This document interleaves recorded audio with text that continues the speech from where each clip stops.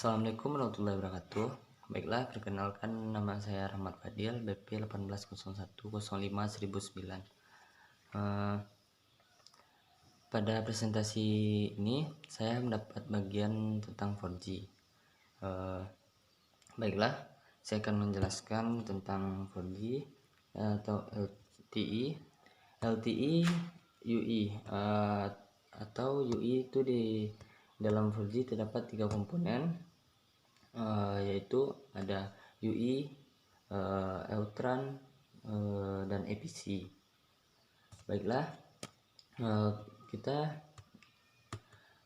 tahu yang namanya UI ialah user requirement, adalah perangkat dalam LTE yang terletak paling ujung dan berdekatan dengan user. Peruntukan UI pada LTE tidak berbeda dengan UI pada UMTS atau teknologi sebelumnya. Lalu di sini pada bagian ini terdapat Eutran. Eutran adalah sistem arsitektur LTE yang memiliki fungsi menangani sisi radio akses dari UI ke jaringan core. Berbeda dengan teknologi sebelumnya yang memisahkan node B dengan PNC, menjadikannya elemen tersendiri. Pada sistem LTE hanya terdapat satu komponen, yakni Evolved Node B atau E-Node B yang menggabungkan fungsi keduanya. E-Node B secara fisik suatu base station yang terletak di permukaan bumi, atau BTS Greenfield, atau yang di atas gedung tuh gedung BTS, di atas gedung BTS rooftop. Baiklah, pada bagian yang ini ialah EPC. EPC ialah Evolved Packet Core. EPC ialah sebuah sistem yang baru dalam evaluasi arsitektur komunikasi seluler. Sebuah sistem di mana pada bagian core network menggunakan All IP. EPC menyediakan fungsionalitas core mobile yang pada generasi sebelumnya 2G dan 3G.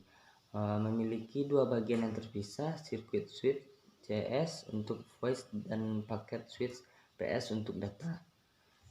Baiklah,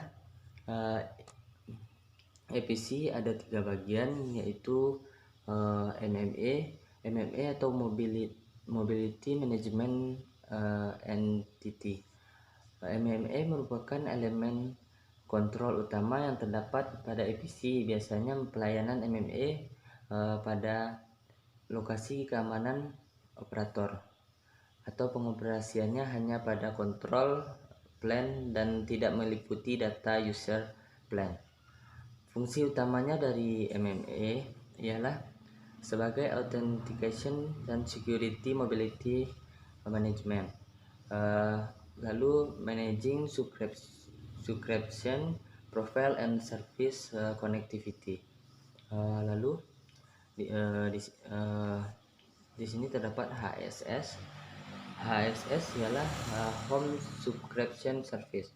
HSS ialah tempat penyimpanan data pelanggan untuk semua data permanen. HSS menyimpan lokasi user pada level yang dikunjungi. Node pengontrolan jaringan fungsinya sebagai server database yang dipelihara secara terpusat pada premises home operator. Baiklah, di sini terdapat serving gateway atau SGW. Pada arsitektur jaringan LTE, level fungsi tertinggi SGW adalah jembatan antara manajemen dan switching user plan.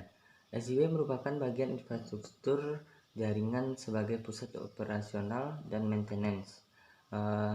SGW bertanggung jawab mengalokasikan permintaan dari MMA yang memerlukan setup. Baiklah, lalu di sini terdapat PDN Gateway atau PGW. Fungsinya dari PGW merupakan terminasi paket data network, mendukung policy enforcement feature. paket paket filtering, charging support pada LTE, traffic data dibawa oleh koneksi virtual yang disebut dengan Service Data Flows atau SDFS. Baiklah, lalu di sini terdapat PCRF. PCRF atau Policy and Charging Rules Function. PCRF merupakan bagian dari struktur jaringan yang mengumpulkan informasi dari dan ke jaringan. Sistem pendukung operasional dan sumber lainnya seperti portal secara real time yang mendukung pembentukan aturan dan kemudian secara otomatis membuat keputusan kebijakan untuk setiap yang aktif pada jaringan. Baiklah, jadi kita dapat kesimpulan dari penjelasan tadi bahwa informasi dari UI atau user equipment diterima oleh Node B. Node B menyalurkan pada MMA.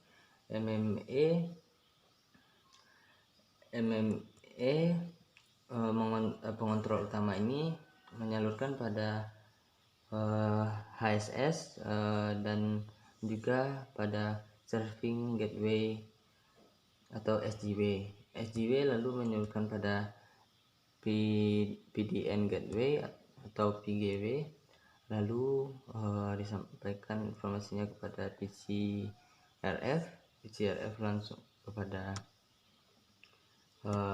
atau disebut dengan bisa disebut dengan internet, EAPS atau IMS seperti gambar ini. Baiklah, hanya itu yang dapat saya presentasikan. Terlebih atau terkurang saya mohon maaf. Saya sudahi dengan wabillahi taufiq wal hidayah. Wassalamualaikum warahmatullahi wabarakatuh.